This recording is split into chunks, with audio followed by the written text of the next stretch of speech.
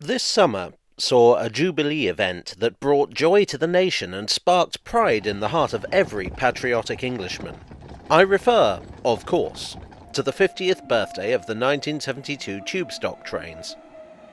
The 72 stock, as its friends call it, was first introduced on the 26th of June 1972 and is still in service on the Bakerloo line. Some like it for its old-fashioned feel and classic lines.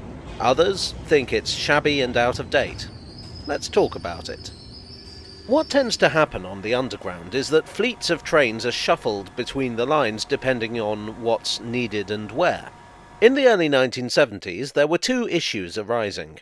The first was that the Piccadilly line was being extended to Heathrow Airport.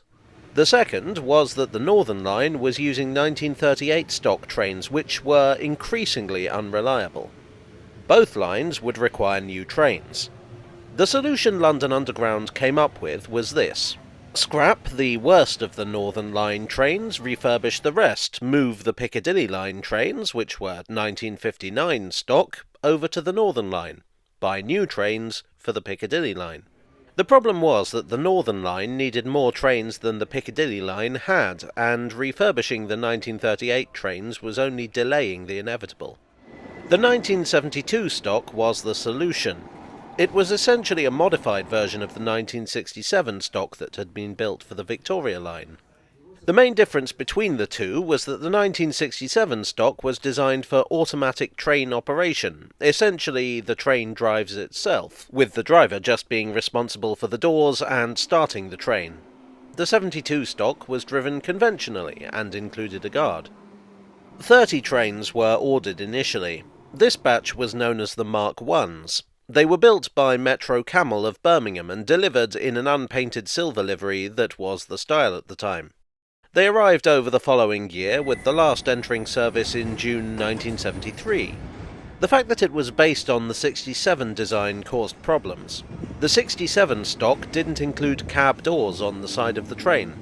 This meant that whenever staff had to change over, they'd need to walk through the train itself, which could be a slow process at busy times. On the plus side, this meant that later on some carriages could be converted to run with the 67 stock. In November 1973, a second batch started coming on stream. These were known, not surprisingly, as the Mark IIs. The main difference, visually, was that the doors were picked out in red, a feature still used on modern Underground trains. They weren't initially compatible with the Mark Is because they weren't originally designed to run with them. The Mark IIs were originally ordered for the Fleet Line, the planned line that would eventually open as the Jubilee. But the new Piccadilly Line trains hadn't arrived yet, so the Northern Line was still short of reliable trains, and so the Fleet trains were sent there instead. From 1975, the new Piccadilly Line trains started to arrive, the 1973 stock. This enabled London Underground to perform another of their complicated shuffles. The 1973 stock meant that the 1959 stock on the Piccadilly Line could finally be transferred to the Northern Line. This, in turn, meant that the 1972 Mark II trains could be transferred to the Bakerloo Line, the Stanmore branch of which was to become part of the Fleet Line. In 1979, the Fleet Line, by now the Jubilee Line, opened with the 1972 Mark II stock.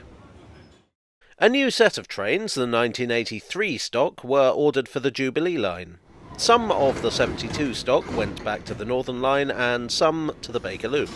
In the early 90s, the trains were refurbished by Tickfords, more famous for their work on cars. New trains arrived on the Northern Line, and some of the 72 stock was moved to the Bakerloo Line. And there it stays. A couple of units are in departmental use, i.e. not for use on regular passenger services. One is something of a celebrity, having been stored on the disused Aldwych branch of the Piccadilly Line and used for the various filming gigs on that line. As for the rest, they now represent the oldest stock on the London Underground in passenger service.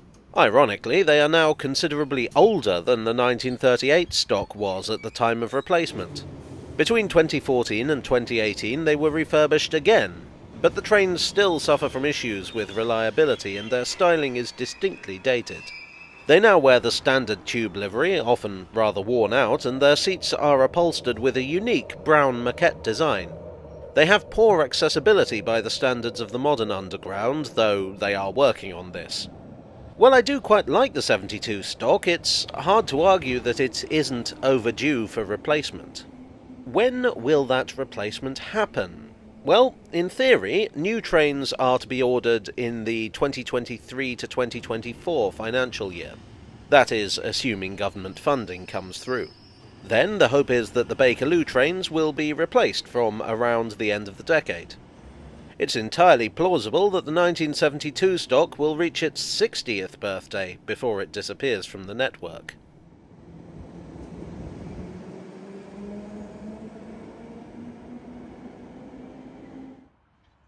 Well, I do hope you enjoyed this old-fashioned tale from the tube. Really, it would have been good if I'd got this video out on the 26th, but to be completely honest with ya all, I forgot all about the anniversary. If anyone asks, I'll just say that the video is overdue, just like the replacement of the 72 stock trains, am I right? Does that work? Well, anyway. Thanks as ever to my donors on Ko-fi and Patreon. You are the refurbishment to my rickety train. And I'll see you all again very soon for another tale from the tube.